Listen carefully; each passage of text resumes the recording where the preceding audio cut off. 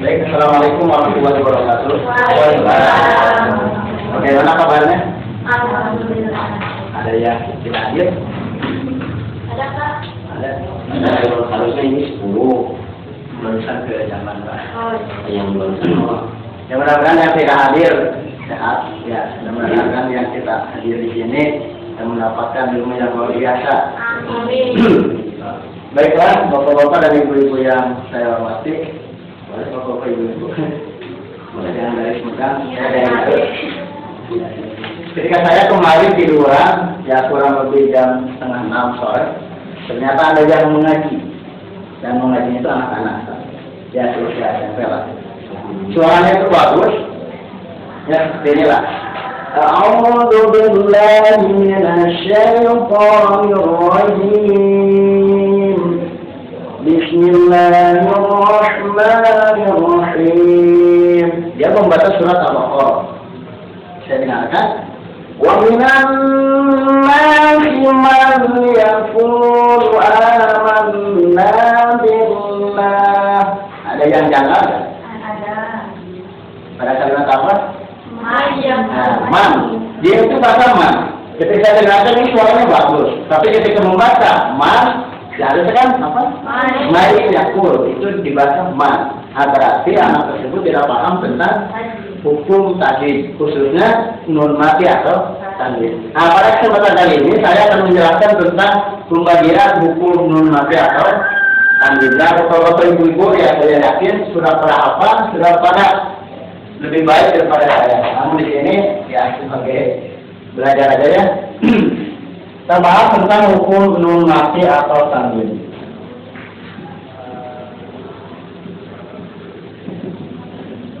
Mati atau tanwin.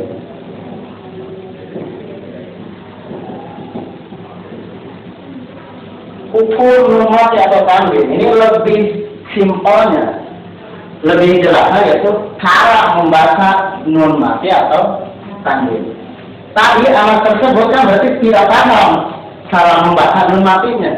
Ketika berhadapan dengan dia, seharusnya mari yakul dibaca man yakul, berarti orang paham. Baiklah, ada yang tahu hukum nun mati atau tanwin itu dibagi berapa? Ibu bagi berapa? 4. Gue setuju 4 ini. Iya. Setuju dengan 4? Nah, ternyata hukum nun mati itu atau cara membaca nun mati itu atau tanwin dibagi 4 cara membacanya. Yang pertama adalah, ada yang tahu? Nah, izhar. Kalau kita teliti tentang makhraj bukan izhar, tapi ilhar. Itu agak sulit membaca huruf. Kan kalau ditulis dalam bahasa Arab kurang lebih seperti ini. Betul Pak, ini Bapak ahlinya bahasa Arab. Izhar ini artinya adalah jelas. Ini artinya jelas. Tolong Kang Hasan, yang dimaksud jelas itu jelas apanya? Jelas hukumnya baca. Jelas hukumnya. Apa jelas apanya? Bunyinya itu terhadap N. Nah, bunyi apa? Bunyi nun mati atau tanwin itu yang dimaksud jelas di sana apa? Pengucapan apa? Nah, yang dimaksud dengan jelas di sini adalah jelas ketika membaca huruf nun mati atau tanwin am, jim, kun dan lain sebagainya. Nah, ini yang pertama tidak. Artinya yang kedua adalah hurufnya. Ada berapa hurufnya? Ada 6. Alif. Boleh saya tes? Bapak, maaf satu saja huruf lihat. Hamzah. Alif dan hamzah tahu nggak? Alif, ha, ain, kha, lil, Pak. Itu terbiasa dulu. Oh ibu, ya sudah, itu ha sudah ada. Alif, ain, lil, ha, kha, ha. Saya tulis. Alif, ain, lil, ha, kha, Nah inilah 6 huruf idgham.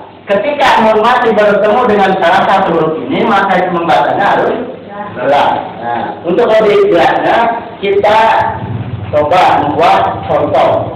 Contohnya, nun mati sedang menghadapi huruf alif. Ada yang tahu? Man amana. Man amana.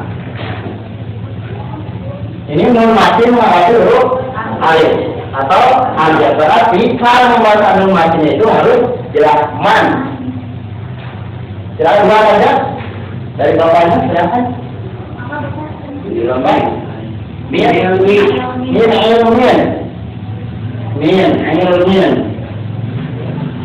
Ini kan nun mati menghadapi huruf ain. Sekarang kita ke alif manggil.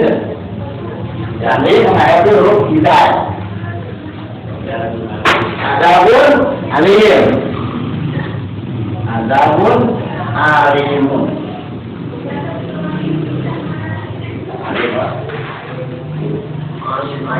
Oh ya. Bukan ain.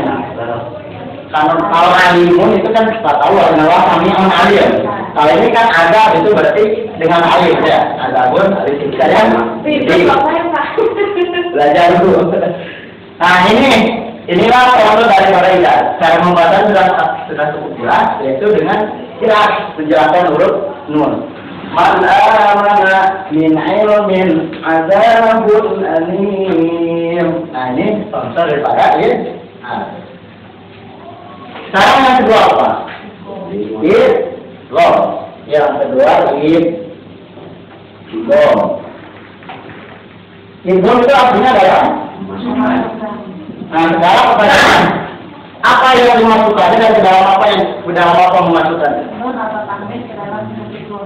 Nun apa tanwin ke dalam huruf idgham. Yang ada apa? Yang dimasukkannya apa dan ke dalam apa memasukkannya? Nun mati bertemu ya. Tepat. Apa yang dimasukkannya ke dalam apa memasukkannya? Kan suatu huruf kepada huruf yang kedua, maka huruf yang pertama adalah hilang. Memasukkan huruf yang pertama kepada yang kedua, maka huruf yang pertama adalah harus hilang. Nah, yang lebih tepat adalah jawaban itu. Tepuk tangan untuk itu. Apa maksudnya? Yang dimasukkannya itu adalah huruf nun mati atau tanwin. Dan dalam apa dimasukkannya? Dalam huruf idgham. Bukan hanya di dalam ini, tapi huruf nun mati atau tanwin ke dalam huruf idgham. Jadi artinya dalam memasukkan. Sekarang hurufnya itu ada 6. Oh boleh. Sebelum ke hurufnya dan lain sebagainya, kita alangkah baiknya kita membahas tentang pembagian idgham. Idgham dibagi yang pertama.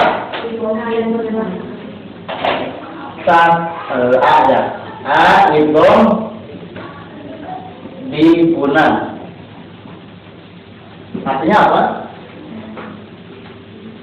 Itu kalau memasukkan diguna dengan dan menggunakan ini berarti memasukkannya ke dengung. Nanti harus kelihatan ketika membaca. Ya, ini hurufnya ada berapa? Ini memasukkan dengan dengung.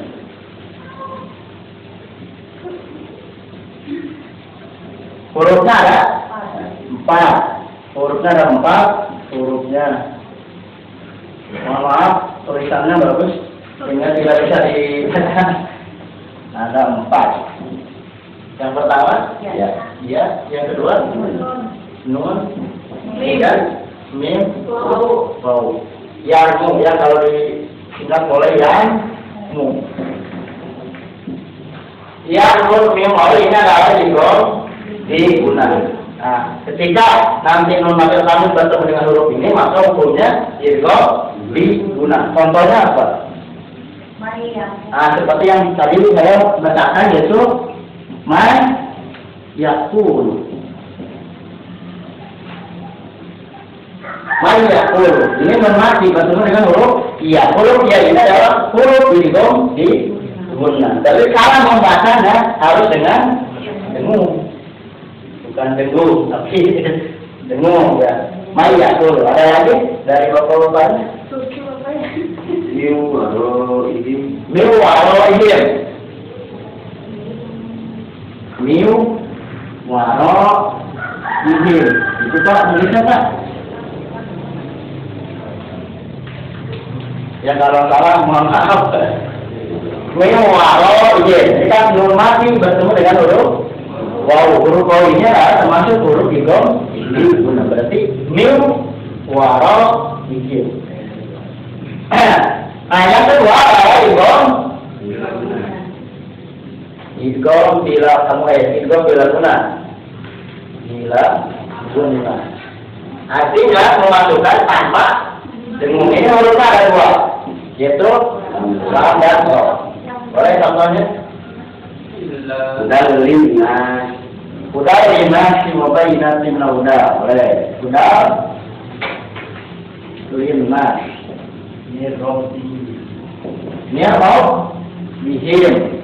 Nah, ini sudah pada pintar.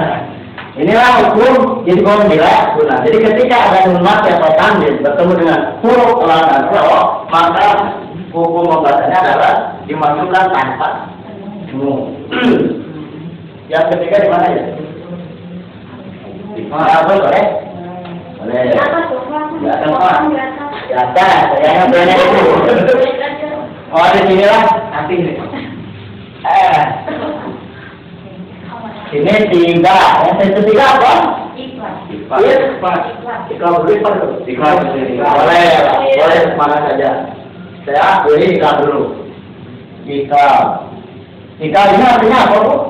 Menukarkan nun mati atau tanwin ke dalam huruf. Menukarkan huruf bunyi nun mati atau tanwin ke dalam huruf ba. Ada yang lain? Idem aja. Ibu, ada perubahan? Ada perubahan nggak? Menukarkan bunyi huruf nun mati atau tanwin ke dalam huruf mim. Tadi kan Pak, harusnya ada renovasi di situ. Jadi kalau secara singkatnya Islam itu adalah dua bunyi aja. Bunyi nun mati atau tanwin ke dalam mim mati. Ya, setuju nggak? Ya. Nah, itu artinya ya, tulis aja dengan tulisan lain. Yang kedua hurufnya. Coba ada berapa huruf? Satu. Itu ba. Nah, jadi ketika ada nun mati atau nun tanwin bertemu dengan huruf ba, maka cara membaca nun mati atau tanwin itu harus diubah. Bukan nun mati tapi menjadi mim mati. Nah, untuk lebih biasa kita perhatikan contoh berikut ini.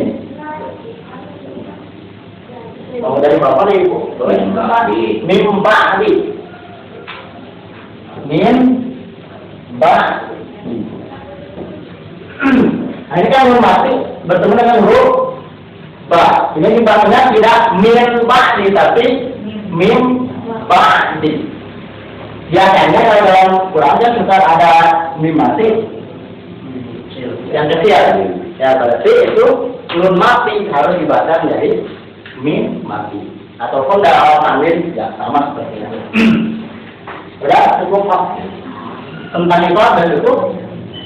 Karena waktu ya kita lanjutkan kepada yang keempat, yang terakhir yaitu adalah ikhfa. Ikhfa-nya adalah sama. Nah, di sini tidak akan dibahas tentang pembagian apa akrob dan lain sebagainya karena waktu mungkinnya kita bicara dari kisah saja. Ikhfa itu sama, hurufnya ada 15. Ada 15. Ada yang tahu?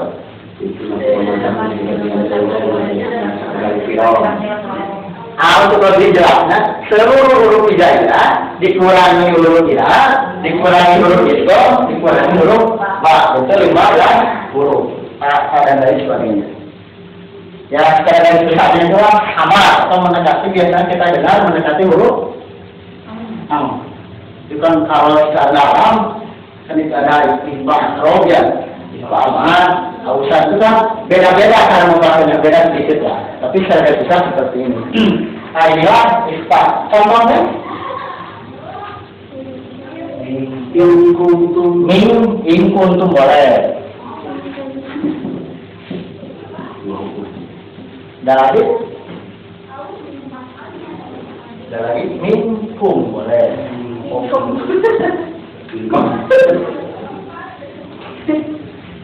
Minkum. Nah inilah hukum nun mati atau tanwin. Cara membaca nun mati atau tanwin. Sekarang boleh dibikin berapa kelompok? Ini ada 4 tugas. Dan saya pintar sekarang juga dalam waktu kurang lebih dari 2 menit. Harus sudah selesai. 1, 2, 3. Berapa orang, Pak? Berapa orang? Yang lain sudah ada ya? Boleh saya tidak ada 2 orang. Baik. Apa berarti berapa? 2 orang. Ini coba lihat nomor berapa hurufnya apa contoh bacaan bahasa coba. Nomor berapa?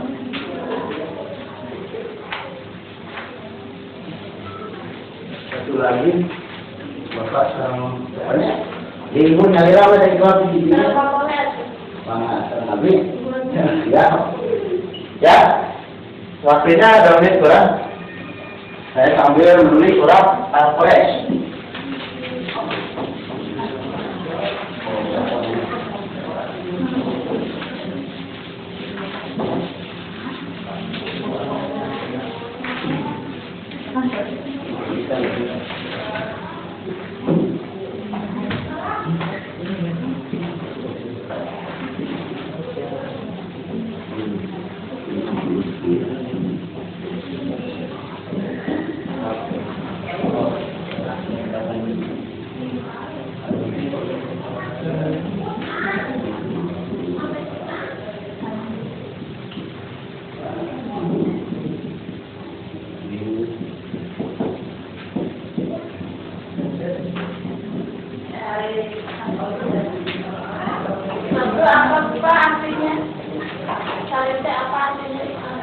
Ikhlas itu berubah bunyi. Ingat jangan berubah warna.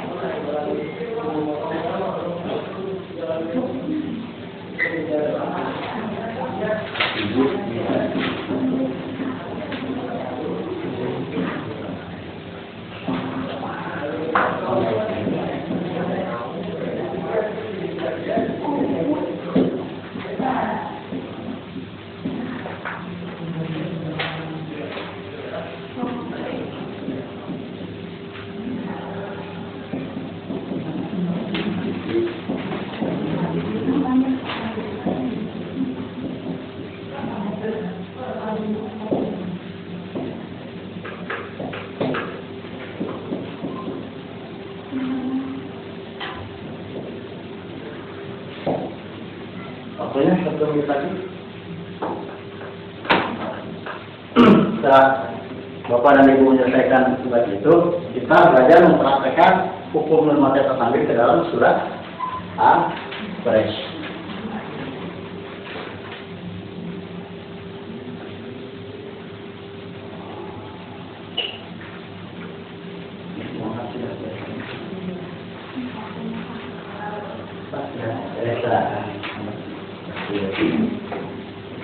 Masa?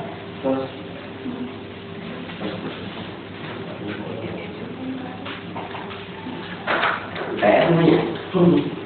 ya, mereka ya betul. Ternyata betul semua pada ngerti ya tentang hukum nun mati tanwin. Ya kita dengarkan. Kita terapkan dalam surat Al-Quraish. Ya saya satu kali kemudian Bapak dan Ibu satu kali.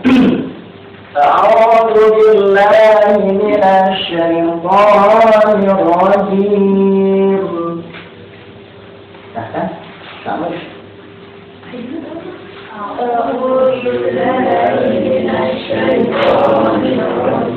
بسم الله الرحمن الرحيم. Saya wasalkan ya ayat pertama. لإيلاف قريش إيلافهم رحلة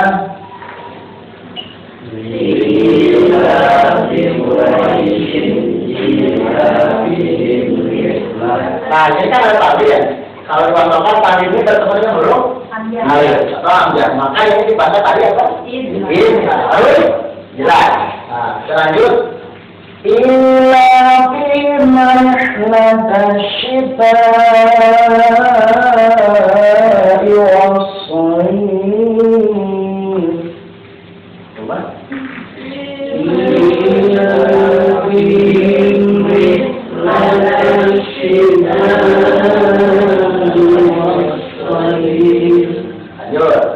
فليعبد رب هذا البيت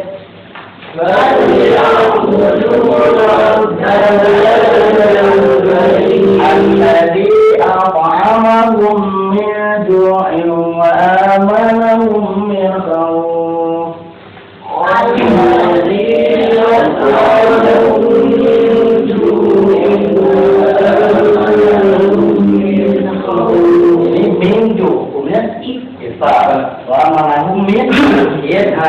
inilah cara membaca huruf atau hukum nun mati atau tanwin. Dan demikian secara kesimpulannya cara membaca nun mati atau tanwin dibagi 4 cara. Yang pertama idhar jelas, yang kedua ikhlas, yang ketiga idgham, yang keempat ikhfa. Ya demikian karena waktu sudah habis.